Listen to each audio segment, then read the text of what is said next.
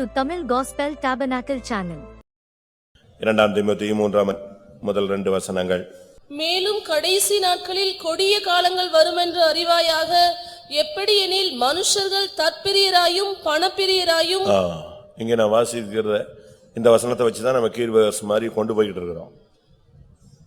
மனுஷருடைய நிலவரங்கள் எப்படி இருக்குன்னு பழைய ஏற்பாடும் புதிய ஏற்பாடும் பல விதங்களில் சுட்டி காட்டுகிறது. நாம் இதுவரைக்கும் 10 பிரியர்களை பார்த்திருக்கிறோம்.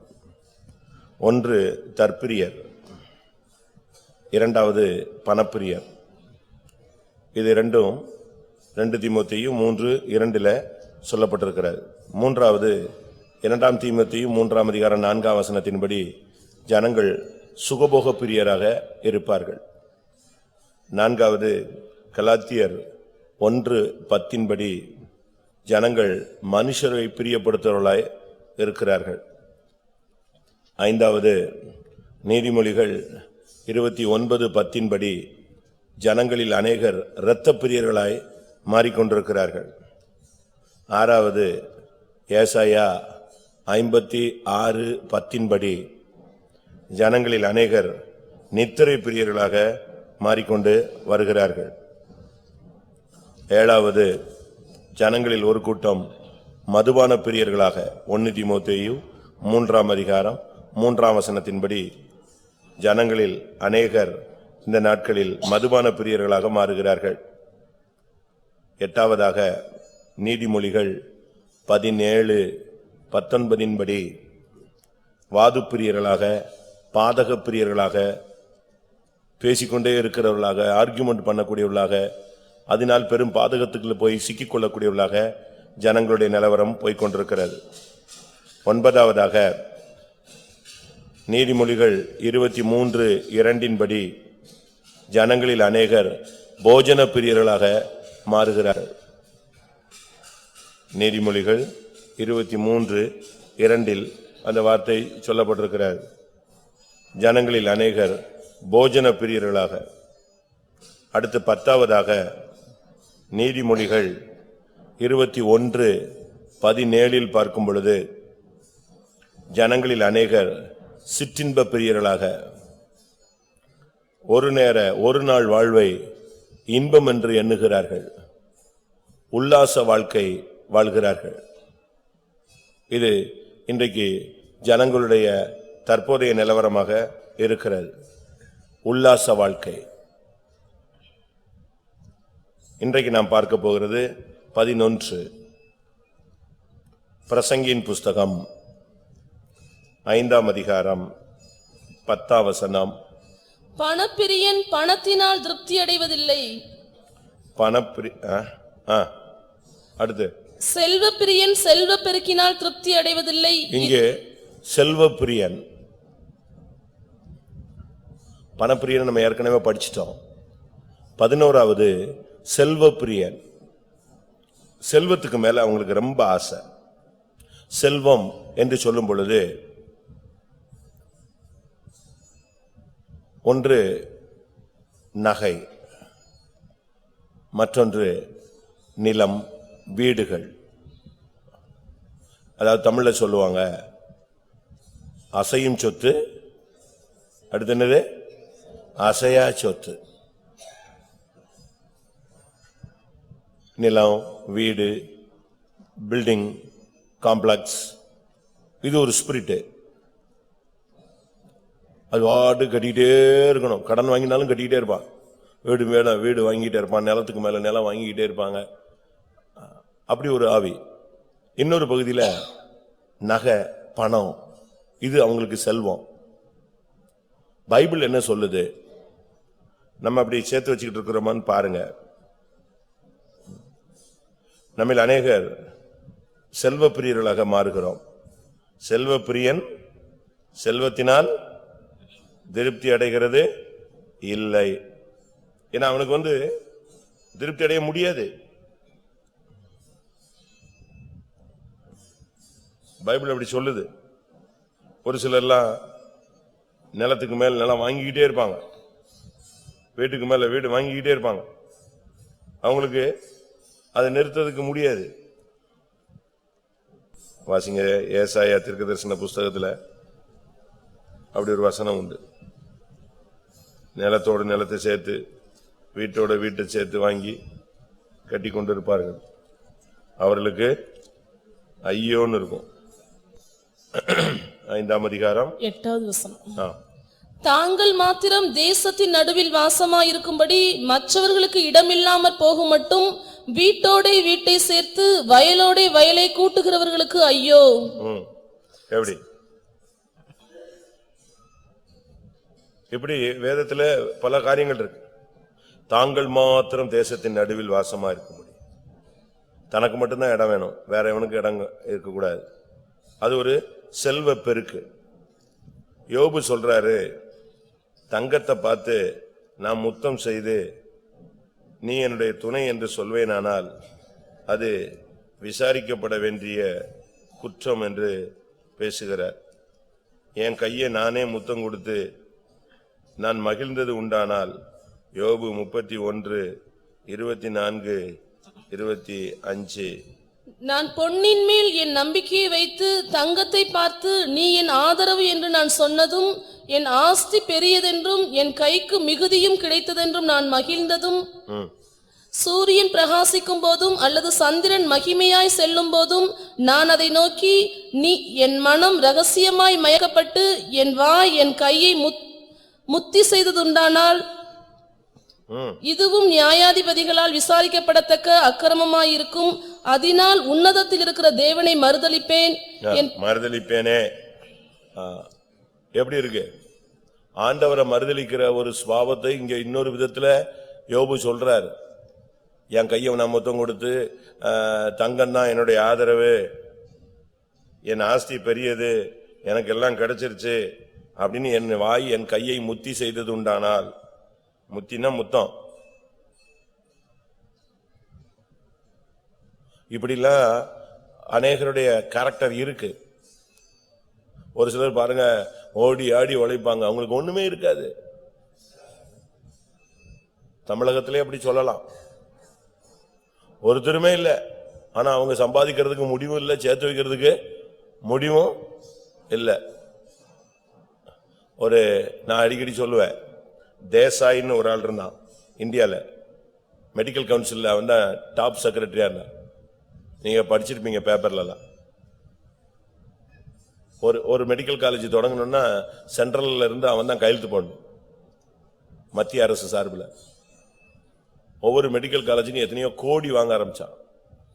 ஒரு காலேஜில் போய் 2 கோடி வாங்கும் போது கையெழுத்து போடும்போது பிடிச்சிட்டாங்க.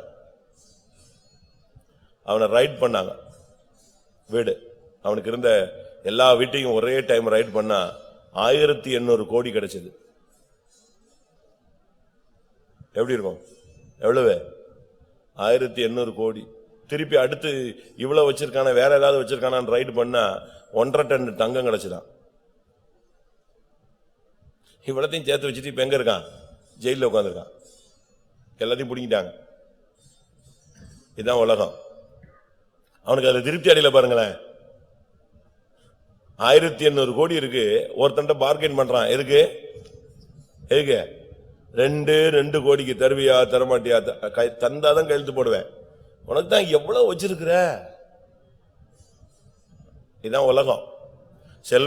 செல்வ பிரியன் செல்வத்தினால் என்ன செய்கிறது இல்ல? திருப்தி அடைகிறது இல்ல. காண்கிறதுனால் கண்கள் திருப்தி அடைகிறது இல்ல, கேட்கிறதுனால் செவிகளும் திருப்தி அடைகிறது இல்ல. அது பாட்டு கேட்டுக்கிட்டே இருக்க வேண்டியதான். சினிமா பாட்டு கேட்கலாம், சினிமாவை பார்க்கலாம், கண்ணு திருப்தி ஆகுது, அது பார்த்துட்டே இருக்கும். செத்து போன பிறகு கூட சிலருடைய கண்ணு மூடாது. பாத்திருக்கீங்களா? செத்த பிறகு கூட ஒரு சிலருடைய கண்ணு மூடாது. அவனும் பிடிச்சு பிடிச்சு இழுத்து இழுத்து வச்சு பார்ப்பான். மூடாது, வாய் மூடாது. பேசிக்கிட்டே இருந்த வாய் எப்படி மூடும்? பார்த்துக்கிட்டே இருந்த கண்ணு எப்படி மூடும்? ஒரு சிலருக்கு சாவு வராது, இழுத்துக்கிட்டே இருப்பாங்க. இவங்க போய் சொல்லுவாங்க, என்ன சொல்லுவாங்க? சொல்லுங்க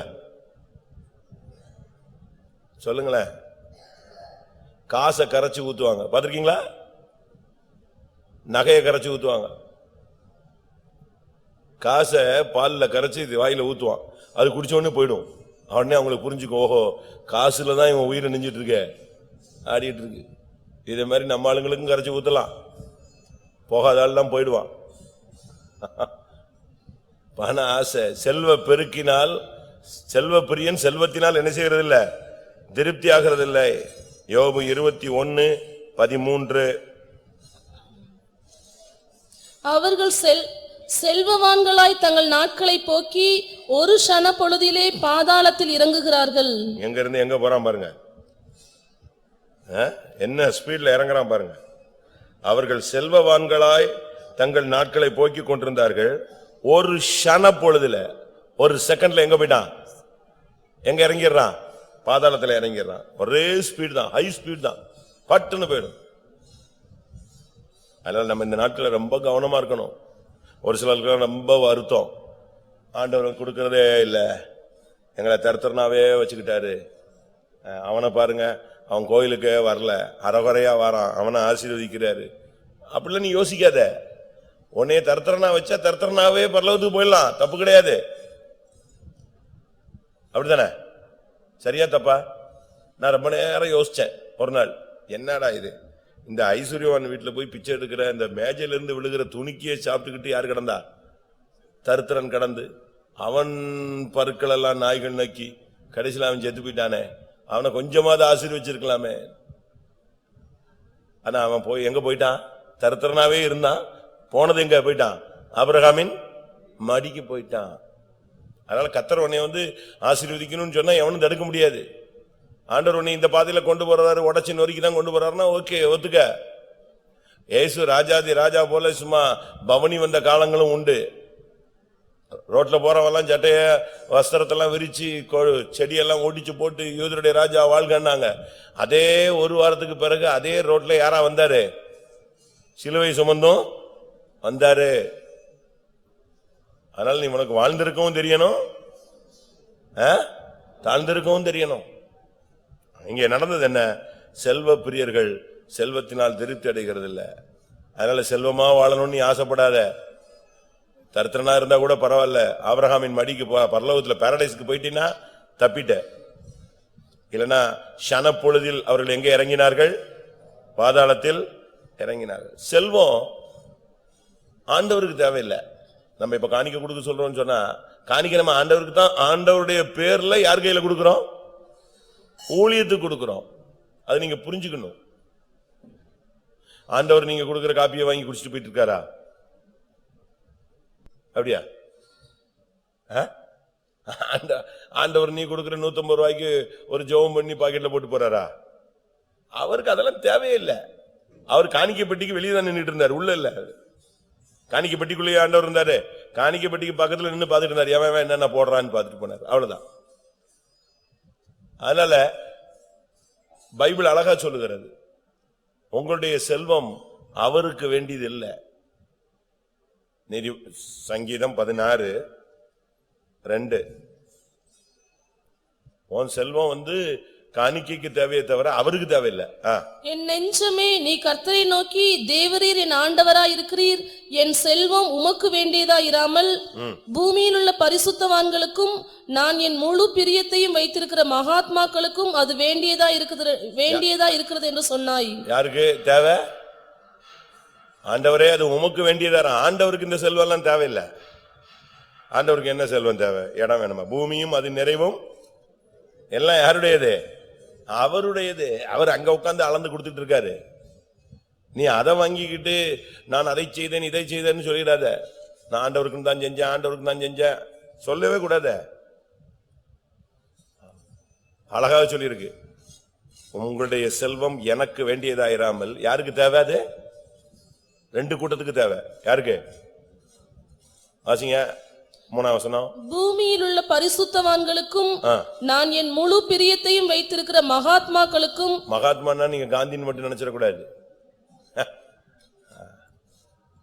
பரிசுத்தவான்களுடைய இன்னொரு பெயர் என்னது?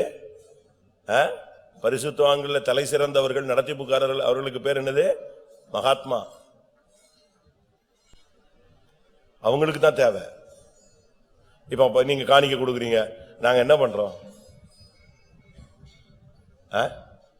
இப்ப நீங்க காணிக்க கொடுக்குறீங்க, நாங்க என்ன பண்றோம்? எங்க பேர்லயே வச்சிருக்கிறோம்? எங்க பேர்ல ஒண்ணுமே கிடையாது. இருக்கிற கார்லாம் மிஷின் பேர்ல. கொஞ்சம் அதிகமான காசு இருந்துச்சுன்னா கையில வைக்க கூடாது, பிரச்சனை. அதனால அது எங்க போடுவோம்? பேங்க்ல கிடக்கும். அதுவும் யார் பேர்ல இருக்கும்? பெண்டிகாஸ்டல் மிஷன் பேர்ல இருக்கும்.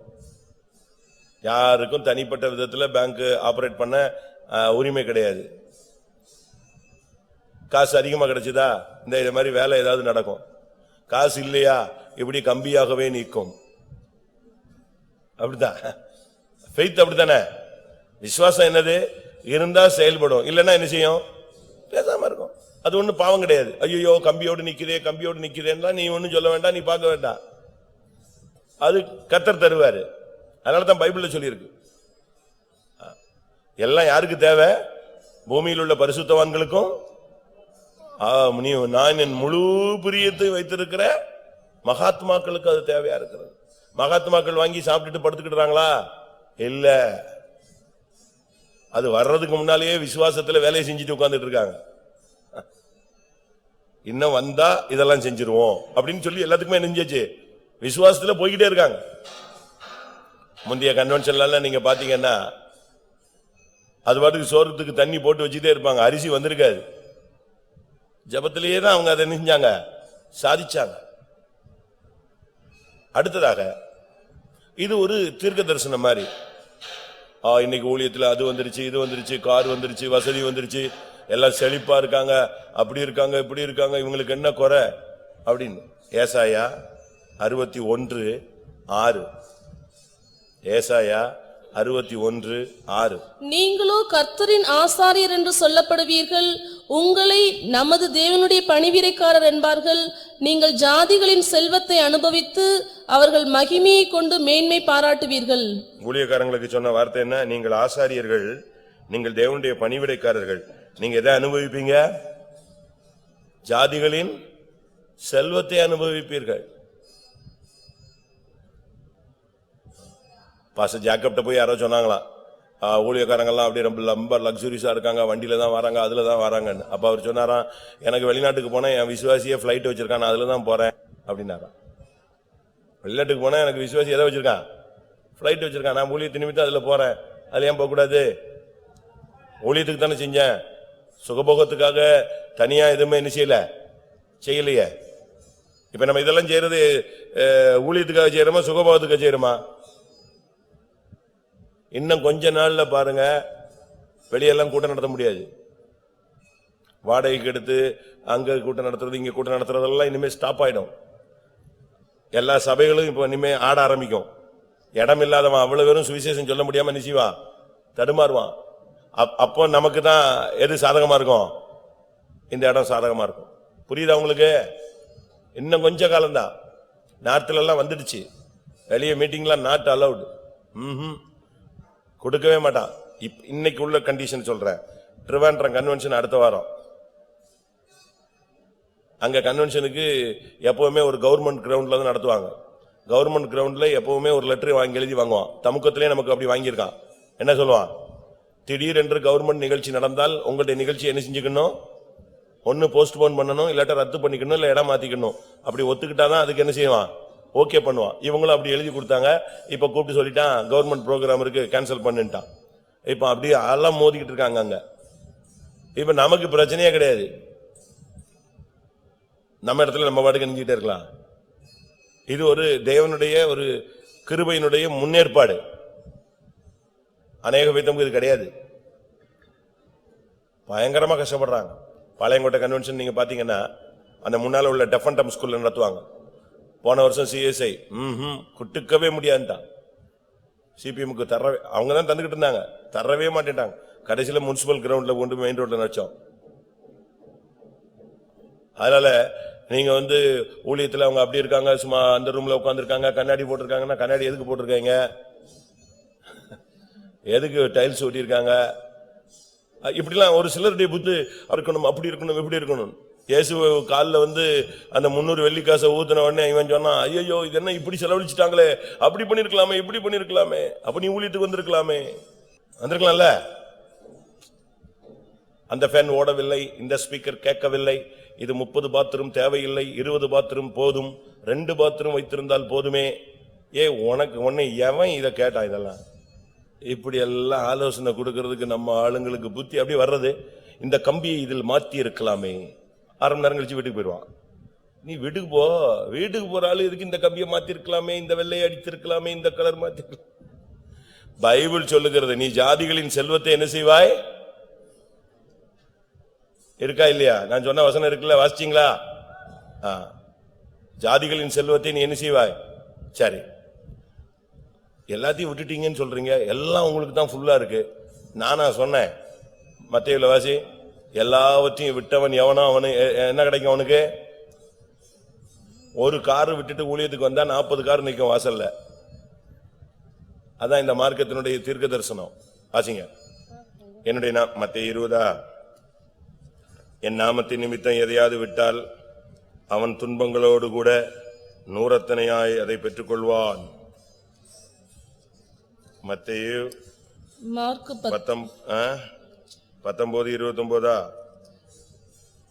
என் நாமத்து நிமித்தம் வீட்டையாவது சகோதரரையாவது சகோதரிகளையாவது தகப்பனையாவது தாயையாவது மனைவியையாவது பிள்ளைகளையாவது நிலங்களையாவது விட்டவன் எவனோ அவன் 100 அடைந்து. அதுக்காக 100 மனைவி அடைவான் இல்ல, தப்பா விளங்கிடக்கூடாது.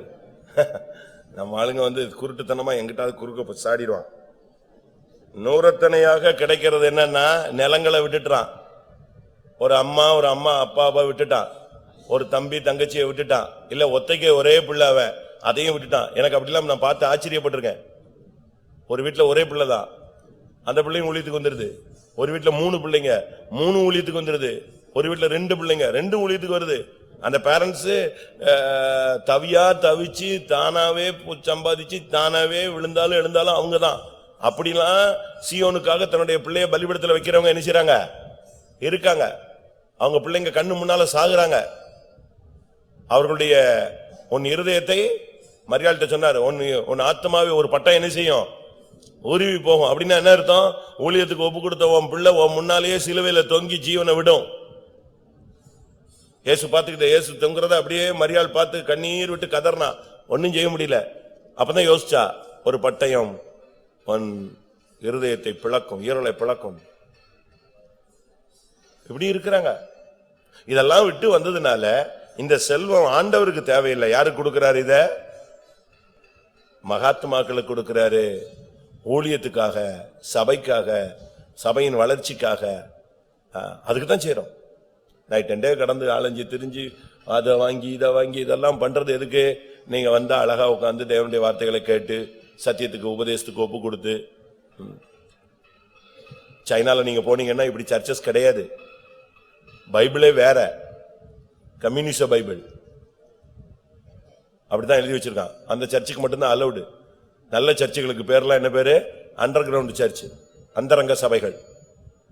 நம்ம ஊழியக்காரர் ஒருத்தர் போனாரு, அவரை கூப்பிட்டாங்க அந்தரங்க சர்ச்சில இருந்து.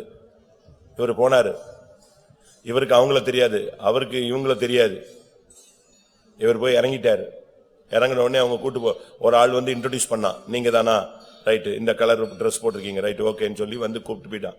போனாம் போயிட்டே இருக்கிறான் ஒரு வண்டியில ஏத்தி. இவருக்கு ஒரு டயத்துக்கு பிறகு பயம் வந்து போச்சு. இது எங்க கொண்டு போய் நம்மளை சேர்க்க போறானோ தெரியாது.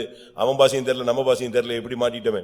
கடைசியில போனா ஒரு கிராமத்துக்குள்ள போய் அங்க சின்ன சின்ன லைட்டை வச்சுக்கிட்டு ஒரு ரூம்ல உட்கார்ந்துருந்தாங்களாம். அங்க கொண்டு போய் விட்டானா. அதுக்கு பிறகுதான் பார்த்தா, ஓஹோ அண்டர் கிரவுண்ட் சர்ச். யாருக்கும் தெரியாம ஆழமான உபதேசங்களை கேட்கறதுக்கு ஜனங்கள் என்ன செய்றாங்க? காத்திருக்காங்க. நமக்கு பாருங்க எல்லா வசதியும் இருக்கு, வரமாட்டேங்கிறான். இப்ப கூட வீட்டுல தான் உட்கார்ந்துருக்கும், பாதி வராது. உனக்கு டைம் கிடைக்குது, உன்னுடைய செல்வம் உனக்கு வலையாய் மாறக்கூடாது. சங்கீதம் 69:22.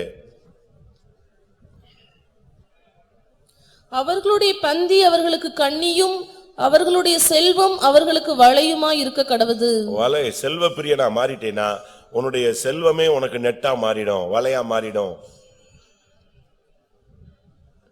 நீதிமொழிகள் 13:7. ஒரு நிமிஷம். உன்னுடைய ஜீவியம், உன்னுடைய செல்வம் உனக்கு வலைன்னா தெரியும் தானே? வலையில போய் சிக்கிட்டீங்கன்னா முடிஞ்சு போச்சு.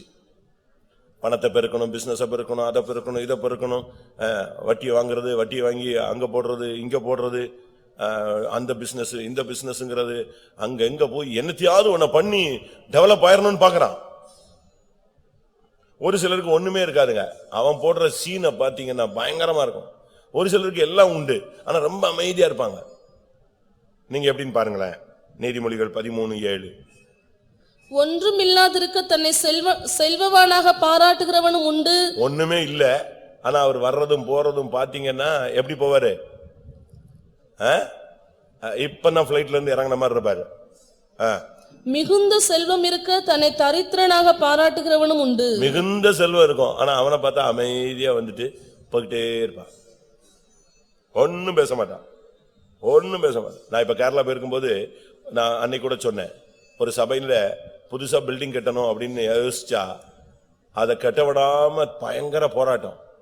இவங்க முதல்ல பயந்தது RSS தான் ஏதோ நோட்டீஸ் கொடுத்துட்டான் கலெக்டருக்குன்னு. கடைசியில் விசாரிச்சு பார்த்தா கொடுத்தது யாரு? பழைய பில்டிங் இடிக்க கூடாது, பழைய பில்டிங் இருக்க வேண்டும், இது ஏசி காலத்துல இருந்ததான்னு, அது அங்கனையே தான் இருக்கணும், புதுசா கட்டுவதற்கு அனுமதி இல்லை, வேண்டாம், அங்கனை வேண்டாம், ஒரே இது. கடைசியில விசாரிச்சு பார்த்தா அந்த லெட்டர்ல நான் இந்த ஊழியக்காரன் போய் ரொம்ப சீக்கிரட்டா போய் அந்த எல்லா லெட்டரையும் வாங்கிட்டு வந்துட்டான், ஜெராக்ஸ் வாங்கிட்டு வந்து பார்த்தா சபையில உள்ள விசுவாசிகள் தான். அவர் சொல்றாரு, ஒரு 15 ரூபா காணிக்க கொடுக்க மாட்டான். இவன் இந்த 10 பேரும் கூடி சேர்ந்து ஏதோ கெடுக்கிறான். கர்த்தருடைய வீடை டெவலப் பண்ணி ஊழியத்துல வெளியெல்லாம் ஜனங்க நிக்கிறாங்க, உள்ள உட்கார்றதுக்கு ஒரு காலை எக்ஸ்டெண்ட் பண்றதுக்கு இவன் போய் RSS மாதிரி என்ன செய்யறான், லெட்டர் கொடுத்து விட்டான். ஒரு நல்ல விசுவாசியோ இல்லாவிட்டா ஊழியத்துல வளர்ச்சி உள்ளவனோ இதை வேஸ்ட் பண்ணாதீங்கன்னு சொல்றவனோ இருந்தா பரவாயில்ல. எப்படி இருக்கும்? எப்படி இருக்க கூடாது. அதனாலதான் சொல்லி இருக்கிறது, செல்வம் ஒண்ணுமே இல்லாத இருந்து இவங்க நடக்கிற நடையும் பார்த்தா உடுக்கிற உடையும் பார்த்தா எப்படி இருக்கும்? செல்வவானங்களாய் பாராட்டுவார்கள். ஆனா மிகுந்த செல்வம் இருக்கு, அவன் எப்படி வந்துட்டு போவா? அமைதியா. லட்சக்கணக்கில் காணிக்க கொடுக்குற ஆளுங்கெல்லாம் பாத்தீங்கன்னா அமைதியா வந்துட்டு போய்கிட்டே இருப்பாங்க. ஒண்ணுமே தெரியாது, கொடுக்கிற காணிக்கே தெரியாது, அமைதியா போய்கிட்டே இருப்பாங்க. ஒரு சிலர் எல்லாம் கொடுத்துட்டு தயவு செய்து நான் கொடுத்தேன்னு சொல்லாதீங்க அப்படி சொல்லிட்டு போறாங்க. அப்படிலாம் இருக்காங்க விசுவாசிகள். அப்படியே கம்பெனியை வித்து அப்படியே கொடுத்துட்டு போயிட்டு அடுத்த நாள் காலையில திருப்பி கொடுத்து. ஒரே விசுவாசி 75 லட்சம் ஏன்ட்ட கொடுத்தாரு. பெருமைக்கு சொல்லல, அவரை உயர்த்துக்கு சொல்லல. எப்படி இருக்கும்? கொஞ்சம் கொஞ்சமா வருவாரு, 10 லட்சம் கொடுப்பாரு, 40 லட்சம் கொடுப்பாரு, 20 லட்சம் கொடுப்பாரு, கொடுத்துக்கிட்டே இருக்கான். எப்படியாவது கர்த்தருடைய வேலை நடக்கணும். ஆனா வந்த காப்பி கூட கொடுக்க மாட்டாரு, அவன் ஒண்ணும் தெரியாத மாதிரி போயிட்டே இருப்பாங்க. ஆனா 30 ரூபா கொடுத்துட்டு என்ன நீ ஊழியத்தை விட்டு போயிருவியா இருப்பையான்னு கேட்டவனும் இருக்கிறான். 30 ரூபா என் கண்ணுல இருந்து அது போகவே மாட்டேங்குது. எத்தனையோ தரிசனங்கள் மறந்து போச்சு, ஆவிக்குரிய தரிசனங்கள் கூட மறந்துருச்சு. இந்த தரிசனம் மறக்கவே இல்லை, நிதர்சனம். இது பழைய விசுவாசி ஒரு 20 ரூபாயும் 10 ரூபாயும் தாம்பளத்தில் வச்சு விரிச்சு கொடுக்குற மாதிரி இப்படி விரிச்சு கொடுத்து அதை நான் வாங்க கை நீட்ட அதை டபக்குன்னு கையில நிப்பாட்டி வச்சுட்டான் கொடுக்காம. நீங்க ஒன்னும் போக மாட்டீங்களே அப்படின்னா என்ன வார்த்தை அப்பா. சரி என்ன பண்றது, இந்த வேஷம் போட்டாச்சு, குறைச்சுதான் ஆகணும். Right, okay. இயேசு உயிரோடு இருக்கிறாருன்னு விசுவாசிக்கிறேன் ஐயா, அவரு உயிரோடு இருக்கிற வரைக்கும் நான் இருப்பேன்னு நினைக்கிறேன். அப்படின்னா நீங்களே வச்சுக்கோங்க. ஏன் அது முதல்ல உனக்கு தெரியாதாங்க? இவ்வளவுக்கும் அவர் பிள்ளை ஊழியத்தில் இருக்கா, இப்ப இல்ல. அதுக்கு பிறகுதான் ஆண்டவர் சீட்டை இழுத்தாரு, வா வெளியேன்னு. அப்போ அவங்க பொண்ணு ஊழியத்தில் இருந்துச்சு. அதுக்கு பிறகு பார்த்தாரு கர்த்தர், ஊழியத்தின் தரிசனமே இல்லாதவன் எடுன்ட்டார். நான் இதெல்லாம் எதுக்கு சொல்றேன்னா, யாரையாவது வருத்தப்படுத்துறதுக்காக சொல்லல. இப்ப நான் கொஞ்ச நாள் அனுபவத்தை ஜாஸ்தியா பேசுறேன், அதுக்கு உங்களுக்கு புரியணும், அதுக்கு தான் சொல்றேன். செல்வம் பணம் உனக்கு சீன் போடாத. நீதிமொழிகள் 10:4. சோம்பர் கையால் வேலை செய்கிறவன் ஏழையாவான், சுறுசுறுப்புள்ளவன் கையோ செல்வத்தை உண்டாக்கும். செல்வம் வரணும்னா நீ சுறுசுறுப்பாரு, படுத்துக்கிட்டே ஜெபிச்சுக்கிட்டே காரியம் இல்லைன்னு சொல்லக்கூடாது. போய் பரீட்சை எழுதுனாதான் நீ பாஸ் ஆவ. பிரயாசப்படணும். பிரசங்கி 5ஆம் அதிகாரம் 12ஆம் வசனம். வேலை செய்கிறவன் கொஞ்சமாய் புசித்தாலும் அதிகமாய் புசித்தாலும் அவன் நித்திரை இன்பமாயிருக்கும், செல்வனுடைய பெருக்கோ அவனை தூங்க ஒட்டாது. அவ்வளவுதான். செல்வம் வந்துட்டுன்னா தூக்கம் வராது. செல்வவான்கள் என்ன செய்ய மாட்டாங்க? தூக்கம் வராது. கதவை நைட்ல எவனா தட்டிட்டானா இவனுக்கு அவன் திருடுறதுக்குள்ள இவன் ஹார்ட் அட்டாக்ல போயிடுவான். செல்வம் உன்னை என்ன செய்யாது? தூங்க விடாது. கூட்டத்தில் இருந்தாலும் வீட்டை பத்தி நினைப்பு வரும். கதவை பூட்டிட்டு வந்தானோ இல்லையோ, பையன் கையில சாவி கொடுத்துட்டு வந்தோமே, என்ன பண்ணானோ, யாராவது உள்ள நுழைஞ்சிருவானோ, தூக்கம் வராது. தேவ சமூகம் கூட உனக்கு இன்பமா இருக்காது. பிரசங்கி 6ஆம் அதிகாரம் 2ஆம் வசனம். அதாவது ஒருவனுக்கு தேவன் செல்வத்தையும் சம்பத்தையும் கனத்தையும் கொடுக்கிறார், அவன் என்ன இச்சித்தாலும் அதெல்லாம் அவனுக்கு குறைவில்லாமல் கிடைக்கும், ஆனாலும் அவைகளை அனுபவிக்கும் சக்தியை தேவன் அவனுக்கு கொடுக்கவில்லை. எப்படி? அவனுக்கு செல்வம் பணம் எல்லா வசதியும் கொடுத்துட்டு கடைசியில அவனை அனுபவிக்க விடுறது இல்ல. கோடீஸ்வரனா மாத்திட்டு கடைசியில கோதுமையை சாப்பிட வச்சிடறாரு பாத்தீங்களா? அப்படிதானே? எல்லா வசதியும் கொடுத்துருவாரு, அவனுக்கு சாப்பிட முடியாது. சாப்பிட்டா என்னது? Cholesterol, salt, sugar, diabetes. அப்ப என்ன பண்றது? போ, கேழ்வரகு மட்டும் சாப்பிடு, கோதுமை மட்டும் சாப்பிடு, 3 நேரமும் அதையே சாப்பிடு, உப்பில்லாமல் சாப்பிடு, உரைப்பில்லாமல் சாப்பிடு, எண்ணெய் சேர்க்காதே. அப்படிதானே? சரி, அது கோடீஸ்வரனுக்கு வருது, நமக்கு ஏன் வருது? நீ உன்னைய போட்டு குழப்புற, மண்டையை போட்டு குழப்பிக்கிட்டே இருக்கிற. நான் ஒரு புக் படிச்சேன், மெடிக்கல் சம்பந்தப்பட்ட ஒரு புக். அதுல சொல்லியிருக்கு, மன உளைச்சல் தான் டயபெட்டிஸுக்கு மெயின் காரணம். இவன் போட்டு குழப்பு குழப்பி குழப்பி கடைசியில இன்சுலின் சுரக்கிறது நின்று போய் சுகர் ஆயிடுவான். கவலை அவன் இருதயத்தை ஒடுக்கும்னு பைபிள் சொல்லுது. எல்லாத்தையும் கொடுத்துட்டு அதை அனுபவிக்கும் சக்தி அவனுக்கு என்ன செய்யல? கொடுக்கல. எப்படி இருக்கும்? ஒரு கிளிப்பிங்ஸ் பார்த்தேன். ஒரு கார்ல முன்னால கண்ணாடிக்கு முன்னால என்ன இருக்கு? கண்ணாடிக்கு உள்ள பழம் இருக்கு, வெளியே குரங்கு நிக்குது. அது போட்டு அந்த கண்ணாடிய போட்டு பரண்டி இழுத்து என்னெல்லாமோ எப்படி டிரைவ் பண்ண, அது உள்ளல இருக்கு. அதே மாதிரிதான் கர்த்தர் உன் கண்ணுக்கு கொடுத்துட்டு கை கெட்ட வச்சுட்டு வாய் கெட்ட விடாம ஆக்கிறார். இது போக வெளிப்படுத்தல் 18:7 பார்க்கும் பொழுது செல்வத்தினுடைய பிரதிபலன் என்ன? அவள் தன்னை மகிமைப்படுத்தி செல்வ செருக்காய் வாழ்ந்தவளவளோ, அவ்வளவாய் வாதையையும் துக்கத்தையும் அவளுக்கு கொடுங்கள். எப்படி? செல்வ பெருக்காய் அவள் எப்படி வாழ்ந்தாளோ அந்த அளவுக்கு அவளுக்கு எதை கொடுங்க? வியாதியையும் துக்கத்தையும் கொடுங்கள். இப்படி ஒரு செல்வம் வேணுமா? சொல்லுங்க. இப்படி ஒரு செல்வம் தேவையா? செல்வ பெருக்காய் வாழ்ந்தது எவ்வளவோ அந்த அளவுக்கு அவளுக்கு வாதையை கொடுங்க, அந்த அளவு எதையும் கொடுங்க? துக்கத்தையும் கொடுங்க. தயவு செய்து நம்முடைய வாழ்க்கையில நமக்கு வேண்டாம். இயேசு நமக்காக தருத்தராய் மாறினார். கர்த்தர் கொடுத்தது போதும். கொடுக்கிற தெய்வம் உனக்கு தேவைன்னா எல்லாத்தையும் சேர்த்து கொடுப்பார். வசதி கொடுப்பார், வாய்ப்பு கொடுப்பார், மேன்மை கொடுப்பார், மகிமை கொடுப்பார், எல்லாம் கொடுப்பார். கடைசியாக 12வது, இது நமக்கு தேவை. 2 தீமோத்தேயு 3:4. துரோகிகளாயும் துணிகரம் உள்ளவர்களாயும் இருமாப்புள்ளவர்களாயும் தேவ பிரியராயிராமல் சுகபோக பிரியராயும். தேவ பிரியர். இன்னைக்கு கடைசி காலங்களில் ஜனங்கள் தேவ பிரியராய் மாறணும். இதுவரைக்கும் சொன்னது நெகட்டிவ் பாயிண்ட்ஸ், இது ஒண்ணுதான் பாசிட்டிவ் பாயிண்ட்ஸ். 12வது, நாம எல்லாரும் யாரா மாறணும்? தேவ பிரியராய் மாறணும். ஆனா அந்த வசனம் சொல்லுகிறது, இவர்கள் தேவ பிரியராயிராமல் எப்படி இருப்பார்கள்? சுகபோக பிரியராய் இருப்பார்கள் இருக்கு. அப்ப நாம தேவ பிரியரா மாறணுங்கிறது தான் நம்முடைய மார்க்கத்தினுடைய நோக்கம். எப்பொழுது நாம் தேவனை பிரியப்படுத்த முடியும்? 1 கொரிந்தியர் 7:32 அவன் கர்த்தருக்குரியவைகளை மாத்திரம், கர்த்தரை எப்படி பிரியப்படுத்தலான்னு தான் அவனுடைய மைண்ட் ஓடிக்கிட்டே இருக்கு. நீங்கள் கவலையற்றவர்களாயிருக்க விரும்புகிறேன், விவாகம் இல்லாதவன் கர்த்தருக்கு எப்படி பிரியமாயிருக்கலாம் என்று கர்த்தருக்குரியவைகளுக்காக கவலைப்படுகிறான். அதுக்காக கல்யாணமே கட்டக்கூடாதா? அப்படி அல்ல. நீ இந்த உலக வாழ்க்கையில உன்னுடைய மைண்ட்ல கர்த்தருக்கு எப்படி நம்ம பிரியப்படுத்தலாம்? காலையில ஜெபம் பண்ணா, உபவாசம் எடுத்தா, விசுவாசத்துல நின்னா, இதெல்லாம் பார்த்து கர்த்தர் ஆச்சரியப்படுவார். அதுலதான் உன்னை பிரியப்படுவார். நீ தேவனை பிரியப்படுத்தணும். எபிரேயர் 11:5-6.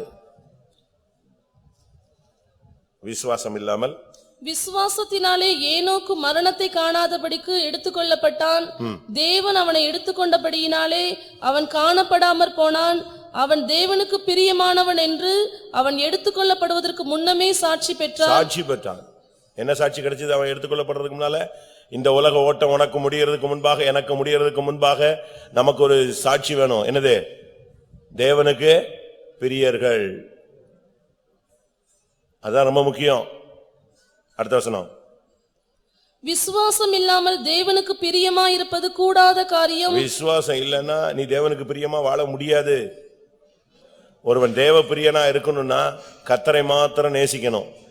இரண்டாவது, அவன் தேவ பிரியனா இருக்கணும்னா நம்முடைய ஓட்டம் முடியறதுக்குள்ள நாம் சாட்சி உள்ளவர்களாக, ஆண்டவரோடு சஞ்சரிக்கிறவர்களாக இருக்கணும். அவன் எடுத்துக்கொள்ளப்படும் முன்னே தேவனுக்கு பிரியமான சாட்சி பெற்றான். மூன்றாவது, நம்முடைய ஜீவியத்தில் விசுவாசம் தேவை.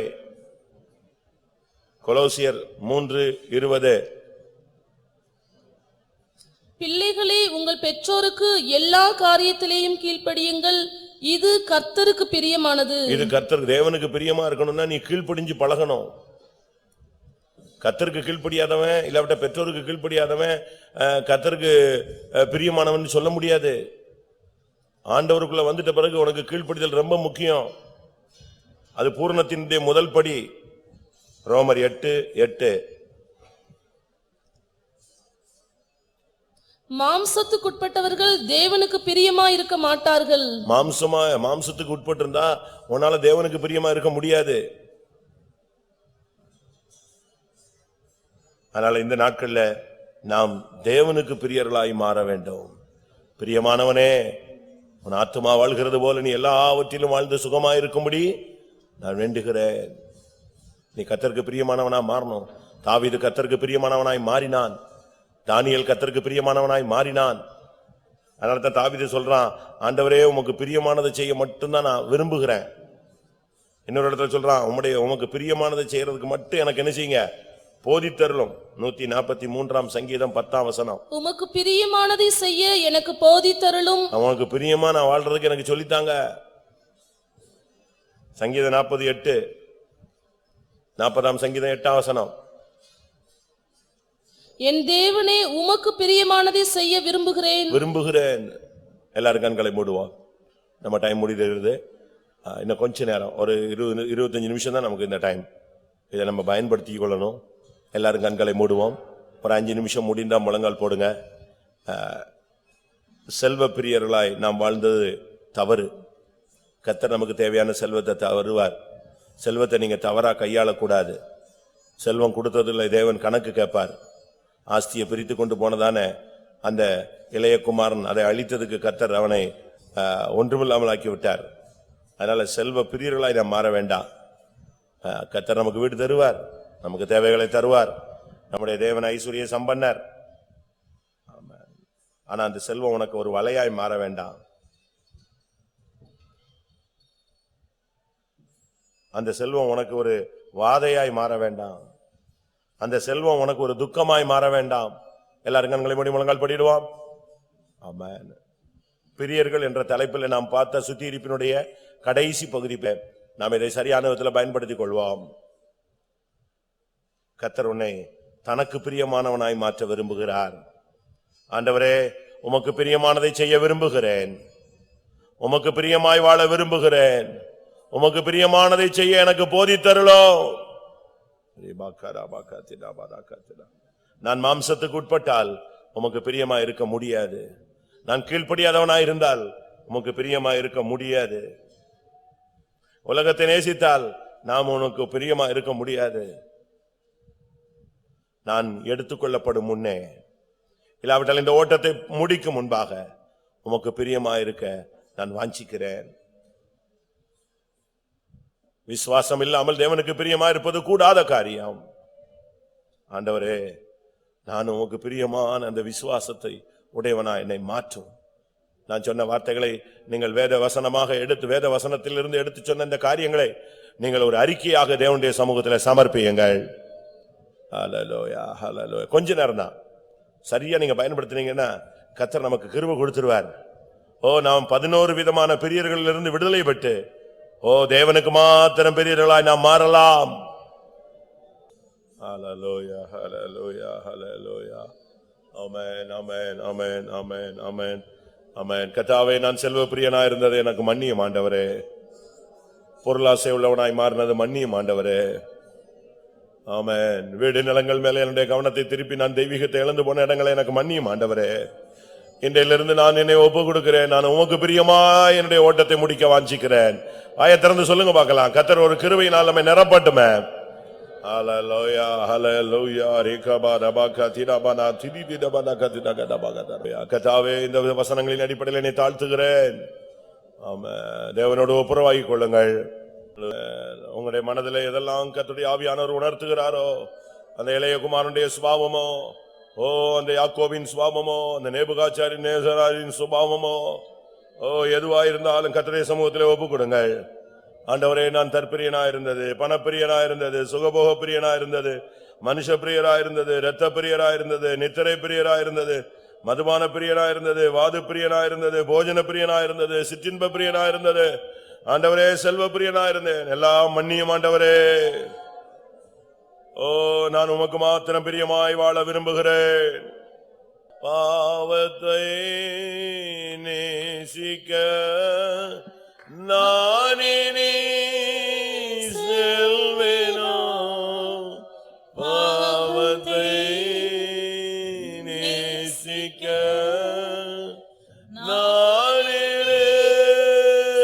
செல்வேனோ, தேவனில் பிள்ளையா ஜீவிப்பேன் நானிதோ, தேவனில் பிள்ளையா ஜீவிப்பேன் நானிதோ, பாவத்தை நேசிக்க நானே செல்வேனோ, பாவத்தை நேசிக்க நானே செல்வேனோ, தேவனின் பிள்ளையா ஜீவிப்பேன் நானிதோ,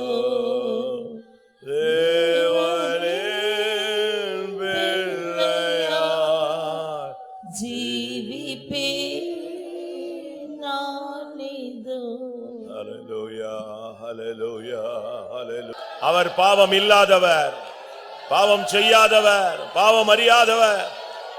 அந்த வல்லமை நீங்களும் ஞானம் பெற்றுக்கொள்வோம். ஹல்லேலூயா. உமக்கு பிரியமானதை செய்ய எனக்கு கிருபை தாரும். உமக்கு பிரியமானதை செய்ய நான் விரும்புகிறேன். எத்தனை பேர் வாஞ்சிக்கிறீர்கள்? கர்த்தர் உனக்கு அந்த கிருபையை தரப்போகிறார்.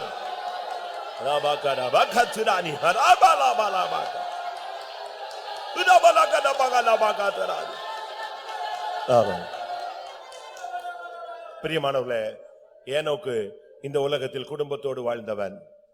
அவனுக்கு குமாரர் குமாரத்திகள் உண்டு, மனைவி பிள்ளைகள் உண்டு, வேலைகள் உண்டு, தொழில் உண்டு, இன்னும் பல அனுபவங்கள் அவனுக்கு உண்டு. ஆனால் இவைகளுக்கு மத்தியிலே கர்த்தரோடு நடந்து கர்த்தருக்கு பிரியமானவன் என்று சாட்சி பெற்றான். அவன் எடுத்துக்கொள்ளப்பட்டான். ஆமென். நீ உனக்கும் குடும்பம் உண்டு, உனக்கு உலகத்துல பல பாரங்கள் உண்டு. இவைகளுக்கு மத்தியிலே கர்த்தரோடு சஞ்சரிக்கும்படியாய் தீர்மானித்துக் கொள்வாயாக. நிச்சயமாய் நீ எடுத்துக்கொள்ளப்படும் முன்பாக கர்த்தருக்கு பிரியமானவன் என்று சாட்சி பெற்றே ஆக வேண்டும்.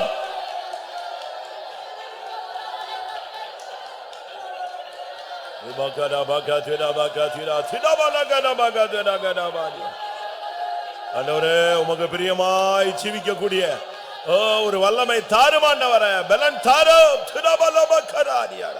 ஆமென். ஆமென். நீ தேவனுக்கு பிரியமாய் வாழ்ந்தால் அவர் உன்னை பார்த்து என் பிரியமே நீ ரூபவதி என்று சொல்லுவார், உன்னில் பழுது ஒன்றும் இல்லை என்று சொல்லுவார்.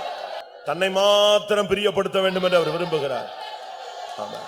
அது நம்மால முடியாது, அது தேவனால் அபிஷேகத்தினால் முடியும். ஹல்லேலூயா, ஹல்லேலூயா. ஆமென். ஒரு அபிஷேகத்தை பெற்றுக்கொள். பிரியமானதை செய்யக்கூடிய அபிஷேகத்தினால் நிரப்போம். ஓ துடபகடபகதிரானியா, உமக்கு பிரியமானதை செய்யக்கூடிய அபிஷேகத்தினால் நிரப்போம். ஆமென்.